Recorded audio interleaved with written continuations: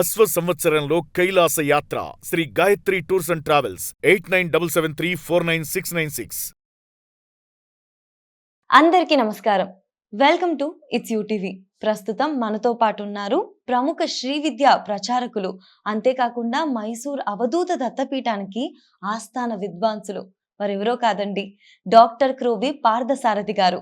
వారి దీక్షానామం స్వామి పరమానందనాథ. వారితో మాట్లాడి మనకున్న సందేహాలన్నింటినీ కూడా నివృత్తి చేసుకునే ప్రయత్నం చేద్దాం. నమస్కారం గురుగారు. నమస్కారం. గురుగారు, అసలు స్నానాల్లో కూడా ఎన్నో రకాలు ఉంటాయని అంటారు కదా. పరోక్ష స్నానం అని చెప్పేసి పండుగలప్పుడు కొంచెం ఆయిల్ తో, నువ్వుల నూనెతో చేస్తా ఉంటారు. అసలు ఎన్ని రకాల స్నానాలు ఉంటాయి గురుగారు? ఎన్ని రకాల స్నానాలు ఉంటాయని శాస్త్రం లేదు. మన ఇష్టం వచ్చినట్టు మనం చేయటమే. మామూలుగా అయితే ఏదో మనకి టైం అయిపోతుంది, స్కూల్కి వెళ్ళాలి లేదా ఆఫీస్కి వెళ్ళాలి అని టకటగా ఏదో 2 చెంబులు నీళ్ళు నెత్తిన పోసేసుకుని వచ్చేస్తాం మనం, ఒంటి మీద పోసుకొని. అలా కాకుండా పూర్వకాలంలో కూడా ఏం చేశారు అంటే, అసలు పూర్వకాలంలో పెద్ద ఆచారం ఇది ఉండేది, అలవాటు ఉండేది. అంటే నా చిన్నప్పుడు మేము చూసేవాళ్ళం, మనకి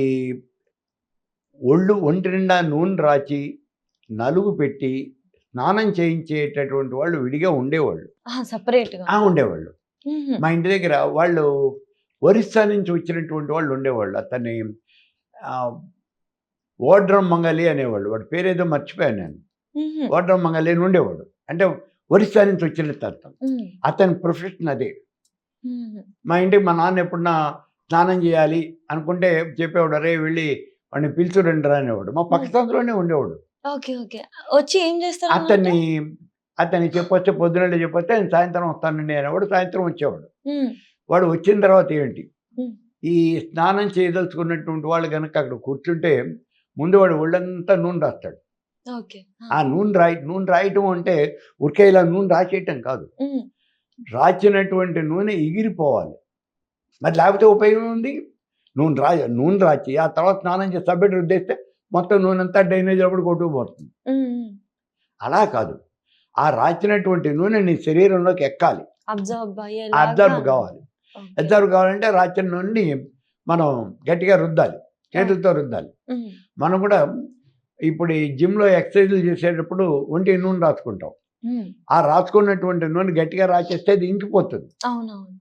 అలాగా ఆ ఇంకిపోయేదాకా రాచేవాడు. అదో 10 నిమిషాల పైన ప్రాసెస్ నూనె రాయటమే. రాసిన తర్వాత వాడి సున్నిపిండి అని గతంలో కాతకాలంలో ప్రత్యేకమైన పిండి ఉండేది, నలుగు పిండి అనేవాళ్ళు. దాన్ని సున్నిపిండి అనో నలుగు పిండి. ఈ నలుగు పిండి అంటే వాళ్ళు ఏదో మినప్పప్పు, ఇంకేదో బియ్య పిండి ఏదో అన్ని కలిపి పట్టించేవాళ్ళు, పెసరపప్పు ఏదో కలిపి పట్టించేవాళ్ళు. కొన్ని చోట్ల ఈ పిండి మరలో కడితే వాడు అమ్మేవాడు. ఆ పిండి ఏదో వాడి పనికిరాని పిండి తీసి అమ్మేవాడు. దాన్ని నీళ్ళల్లో కలిపేసి ఒళ్ళంతా పూసేవాడు ముందు పిండి. కొంచెం సేపు వదిలిపెట్టేసిన తర్వాత 5 నిమిషాలు వదిలిపెట్టేస్తే ఆ పిండి ఆరిపోతుంది, అంతా దగ్గర ఎండిపోతుంది. ఇప్పుడు నలుగు పెట్టేవాడు. అంటే ఆ పిండిని చేయబట్టుకుని ఇట్లా రుద్దేవాడు. ఆ పిండి ఉంటుంది కదా, ఆ పిండి అంతా ఇలా బాగా రుద్దేస్తే 5 శుద్ధలుగా ఊడిపోయి కింద పడిపోతుంది. ఆ పిండి కింద పడిపోతుంది. అంటే ఇది ఏమవుతుంది, ఇప్పుడు ఈ రుద్దేటప్పుడు ఈ శరీరం మీద ఏమైనా మట్టి కనుక ఉన్నట్లయితే ఆ మట్టితో సహా అది తీసుకుని కింద పడిపోతుంది. మేము చిన్నపిల్లలు అలా కింద పడిపోతే ఆ చుండిపిండి తీసుకుని మేము బొమ్మలు చేసుకునేవాళ్ళం, రకరకాల బొమ్మలు చేస్తుండేవాళ్ళం. అట్లా వాడిది రుద్దేసిన తర్వాత పూర్తిగా అయిపోయింది. వాడి చెవులలో నూనె పోసి, ముక్కుల్లో నూనె పోసి అన్నీ వాడు శరీరం అంతా ముందు నూనెతో మర్దం చేసేవాడు, ఈ పిండితో రుద్దేవాడు. రుద్దిన తర్వాత ఇప్పుడు వాడితో తల స్నానం చేయించేవాడు. వాడే తలంతా రుద్ది తల మీద మళ్ళీ ముందు తలకి నూనె రాసేవాడు. ఆ తర్వాత ఆ కుంకుడుకాయ ఆ ఇదంతా పోసి ఆ తలంతా రుద్దేవాడు. రుద్ది పూర్తిగా మీకు స్నానం అయిపోయిన తర్వాత మిమ్మల్ని స్నానం చేయించి వెళ్ళేవాడు. ఆ రోజుల్లో నాకు బాగా గుర్తేమంటే 30 ఇచ్చేవాళ్ళు వాడికి. ఇది ఎప్పుడు నాకు 8 ఏళ్ళు 10 ఏళ్ళు ఉన్నటువంటి ప్రాంతంలో, అంటే దగ్గర 70 సంవత్సరాల క్రితం పరిస్థితి అలా ఉండేది. అంటే వీళ్ళు ఎప్పుడు స్నానం చేసేవాళ్ళు ఉంటే ఏ ఆదివారం నాడో, అంటే మనకు ఖాళీ ఉన్నటువంటి రోజులు, అరే వాడిని పిలుచుకురండిరా ఒకసారి అంటే వాడిని మేము పిలుచుకొచ్చేవాళ్ళం. ఇలా జరుగుతూ ఉండేది. ఇది పండగ ఏదైనా పర్వడి దినాలు వచ్చేటప్పటికి పర్వడి దినాల్లో ఇలా మనం హాయిగా అంటే తాపీగా కూర్చొని స్నానం చేయటము. అందుకే మీకు సంవత్సరాది వస్తుంది అంటే చెప్తాం, ఉదయాన్నే లేచి ముందు మీరు తలంటి స్నానం చేయాలి, ఒళ్ళంతా నూనె రాసుకుని నలుగు పెట్టుకుని స్నానం చేయాలి అని చెప్తాం. తలంటి స్నానం అంటే ఒక తలే అంటుకోవటం కాదు, మీదంతా కూడా స్నానం చేయాలి, ఒళ్ళంతా ఈ నలుగు పెట్టుకుని స్నానం చేయాలి. ఇప్పుడు మనం ఒంటి మీద అంత పెద్ద శ్రద్ధ తీసుకోము, ఏదో మనం సబ్బు పెట్టిస్తాం, ఒకసారి ఇట్లా రుద్దేస్తాం, స్నానం అయిపోయిందంటాం, పరిగెట్టేస్తాం, మనకి అవతల టైం. కానీ అలాంటి టైంలో మీరు చేయాలి అనేటువంటిది అది ఒక సంప్రదాయం.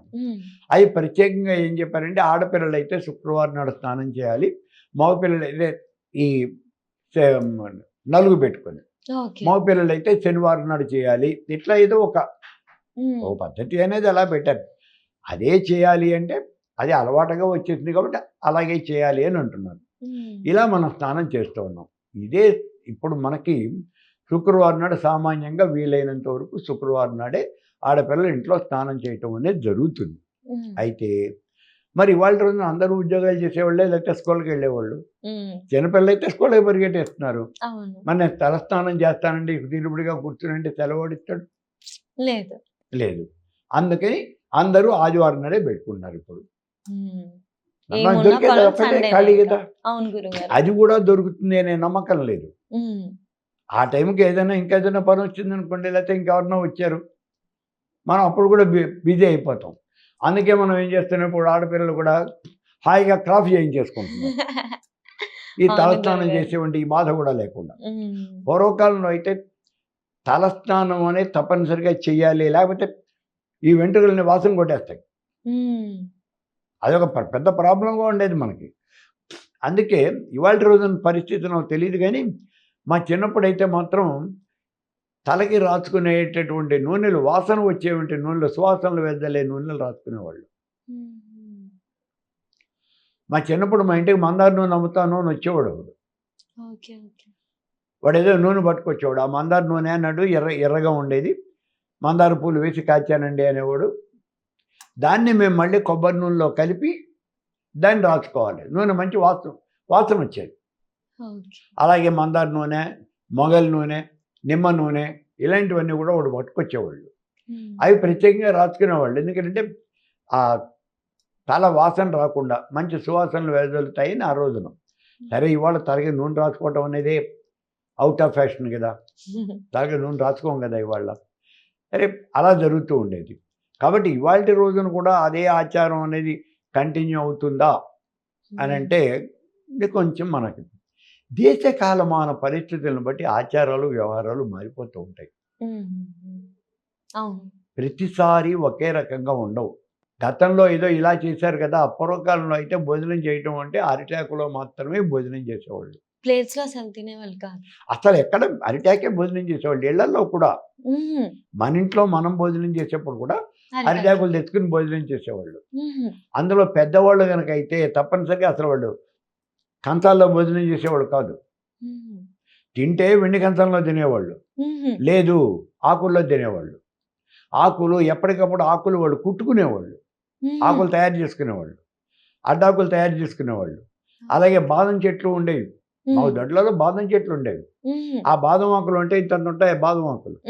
ఆ ఆకులు తెచ్చుకుని 7 ఆకులు వేస్తే పెద్ద విత్తనం వస్తుంది. ఆ 7 ఆకులతో విస్తరి కుట్టుకుని ఎంతమందికి కావాలో అన్ని విస్తలు కుట్టేసి అక్కడ పడేసి వాటిల్లో భోజనం చేసి ఆకులు బయట పారేసేవాళ్ళు. ఆ ఆకులు మళ్ళీ కడిగి దాచుకోరు, అవి పారేస్తారు. అట్లా అంటే ఆచారాలు అనేవి ఎప్పటికప్పుడు మారిపోతూ ఉంటాయి కదా, దేశకాలం మన పరిస్థితులను బట్టి మారిపోతూ ఉంటాయి.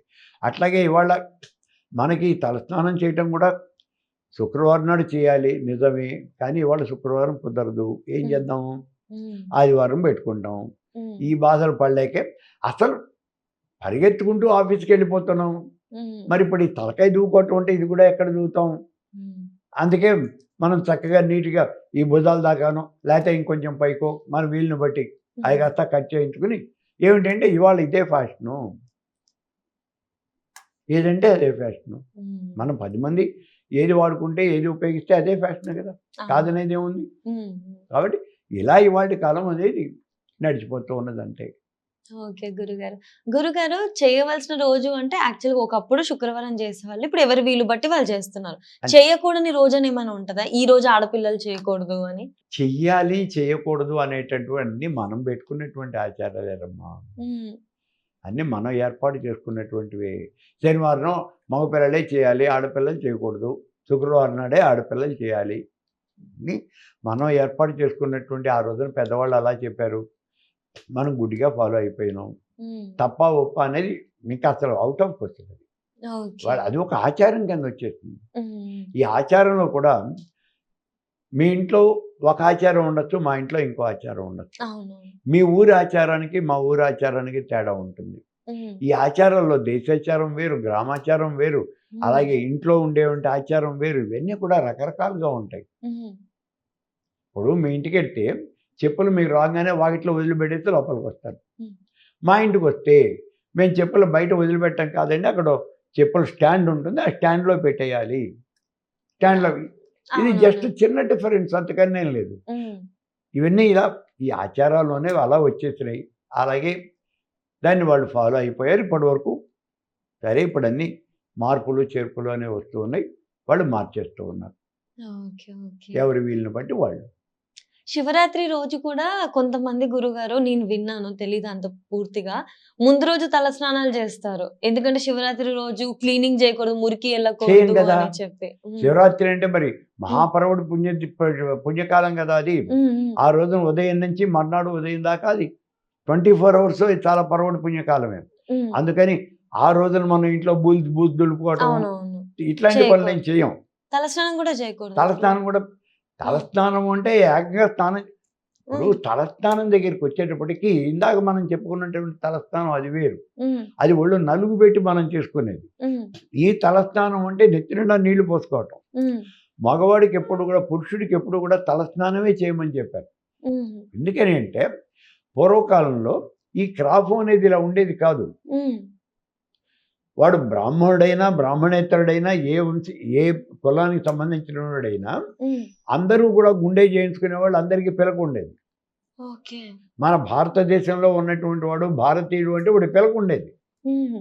అందుకే మనం ఎప్పుడైనా పాత కథలు, చందమామ కథలు గాని, ఇట్లాంటివి ఏమైనా కథలు గనక చదువుతున్నప్పుడు వాళ్ళ దగ్గర అక్కడ బొమ్మలు వేస్తాడు. హ్మ్. ఆ బొమ్మల్ని మనం చాలా జాగ్రత్తగా ఇస్తే అందరికీ పిలక ఉంటుంది. హ్మ్. అందరికీ అవును. పిలక ఉంటుంది. అందరూ పంచె కట్టుకుంటారు. హ్మ్. అవును. అవును గురుగారు. హ్మ్. కాబట్టి ఆ రోజున ఉండేటువంటి ఆచారం అది అలా అలా ఉండేది. హ్మ్. మరి ఇవాల్టి రోజున అంటే ఇవన్నీ మారిపోయినాయి కదా! హ్మ్. ఇవాల్టి రోజున మన ఆచారం వేరు. అందుకని వాళ్ళు తలస్నానం అంటే స్నానం అంటే నెత్తి నీళ్ళు పోసేసుకునేవాళ్ళు అంతే. బావి దగ్గరికి వెళ్ళేవాళ్ళు. ఓ బకెట్ నీళ్ళు తోటి నెత్తిన పోసేసుకునేవాళ్ళు. హ్మ్. అది తలస్నానం అయిపోయేది. హ్మ్. అంతేగాని లేడీకి తలస్నానం చెప్పలా. ఓకే. ఎందుకంటే జుట్టు ఉంటుంది. అవును. జుట్టు ఆరాలి. హ్మ్. జుట్టు ఆరాలి కదా! హ్మ్. ఇప్పుడు ఒకవేళ ఆరకుండా ఉన్నదనుకో, ఈ జుట్టు ఇలా పెడితే నీళ్లు గారుతూ ఉంటుంది. అవును గురుగారు. ఆ! లేదా దానికొక గుడ్డ చుట్టేసి ఆ జుట్టంతా ఒక పిడప పెట్టుకొని బయలుదేరాలి. అది చూడటానికి అంత అందంగా ఏమి ఉండదు. హ్మ్. హెడ్‌ఏక్ ఆ వస్తది నీళ్లు అన్నీ నీళ్ళు ఉంటాయి. అలా కారుతూ ఉంటుంది. అలా నీళ్లు కారకూడదు దరిద్రము అంటారు. దరిద్రము అది ధన సంపాదన మధ్య సౌభాగ్యం మనకు తెలీదు. హ్మ్. హ్మ్. కానీ ఆ నీళ్లు మాత్రం కారుతూ ఉంటే చాలా ఇబ్బందికరంగా ఉంటుంది. ఓకే. అందుకని అసలు లేడీకి ఎక్కడ కూడా తలస్నానం అనేది చెప్పలా. హ్మ్. శుక్రవారం నాడు స్నానం చేయటం ఒకటే చెప్పారు. అంతే. హ్మ్. ఆ! ప్రతిరోజు లేడీ కాదు స్నానం చేయాల్సింది. తలస్నానం పురుషుడు చేయాలి. పురుషుడు చేయాలంటే వాడికి ఎట్లాగో నెత్తి మీద జుట్టు ఉన్నది కదా! అవును. ఎలాగో తలమించలు ఎక్కడ పోసుకోవాలి. పోసుకున్నా ఓటే. అందుకని అవును. నెత్తిన పోసుకోరా అబ్బాయి అన్నారు. అంతే. హ్మ్. గురుగారు ఇంకో మాట ఆడవాళ్ళు ఇలా చేయాలని చెప్పేసి ఎక్కడ లేదు అని అన్నారు కదా! కొంతమంది పాపం ఇంట్లో లేడీస్‌కి భయం వల్లనో, సెంటిమెంట్ అనో ఏమన్నా అయిపోద్దేమో అన్న భయంతోని ఫర్ ఎగ్జాంపుల్ కార్తీక మాసం టైంలో వాళ్ళు రోజు దీపారాధన చేస్తారు. వాళ్ళు ప్రతిరోజు పాపం కొంతమంది తలస్నానం చేస్తా ఉంటారు. వారానికి కొంతమంది అమ్మలు 2, 3 డేస్ ఉపవాసాలుంటారు. అప్పుడు ఊకే చేస్తా ఉంటారు. ఇప్పుడు కార్తీక మాసం ఇటువంటి పర్వడి దినాలు వచ్చేటప్పటికి అవి దినమే పర్వడి దినము అని చెప్తున్నాం కదా! హ్మ్. ఇప్పుడు కార్తీక మాసం ఉంది. హ్మ్. వాడు నా బోటి వాడున్నాడు. హ్మ్. మేము ప్రతిరోజు భోజనం చెయ్యం కార్తీక మాసంలో. హ్మ్. నెల రోజులు ఉపవాసమే ఉంటాం. హుహు. రాత్రి 7, 7:30 అయితే గాని ఎందుకంటే ఉపవాసం ఉన్నాం కదా అని చెప్పేసి మిగిలిన పనులు ఆగవు కదా. మన పనులు మనం చేస్తూనే ఉంటాం, లేదా ఆ హోమం చేస్తూనో లేకపోతే ఇప్పుడు అభిషేకం చేస్తూనో అక్కడే కూర్చుని ఉంటాం. అవన్నీ అయ్యి మనం తీరుబడిగా లేచి వచ్చేప్పటికి మీరు 4 అయ్యేప్పటికి భోజనం చేసేయచ్చండి అని చెప్తారు. ఎవరు చెప్తారు 4 అయ్యేప్పటికి భోజనం? భోజనం కోసం కూర్చోలేదు కదా ఇక్కడ. మనం భగవంతుడి యొక్క సమీపమునందు ఉండాలి, అది కదా ఉపవాసం అంటే. మరి అలాంటప్పుడు మనం ఆ భగవద్ధ్యానం చేస్తూ ఉన్నప్పుడు మనం అభిషేకం చేస్తున్నామో లేకపోతే అర్చనలోనో యాగ హోమంలోనో ఎక్కడో ఉంటాం. అది మనం చేయడానికే ప్రయత్నం చేస్తాం తప్పి భోజనం కోసం చేయం. కాబట్టి అది అలా నడుస్తుందంటే మరి పొద్దునే స్నానం చేస్తారు కదండి, స్నానం చేస్తాం, నెత్తి మీద నీళ్లు పోసుకుంటాం, వచ్చేస్తాం, కూర్చుంటాం. ఆ కార్యక్రమం అనేది అలా జరుగుతుంది. ఆడవాళ్ళకైనా అంతే సామాన్యంగా. కొంతమంది ఉన్నారు ప్రత్యేకంగా కార్తీక సోమవారం ఉండే వాళ్ళ అంటే ఆడవాళ్ళని అందరినీ వాళ్ళు నెత్తినిండా స్నానం చేయండి అని అనవు. వాళ్ళు కొన్ని పర్వడి దినాలు కార్తీక సోమవారం, పౌర్ణమి, స్పెషల్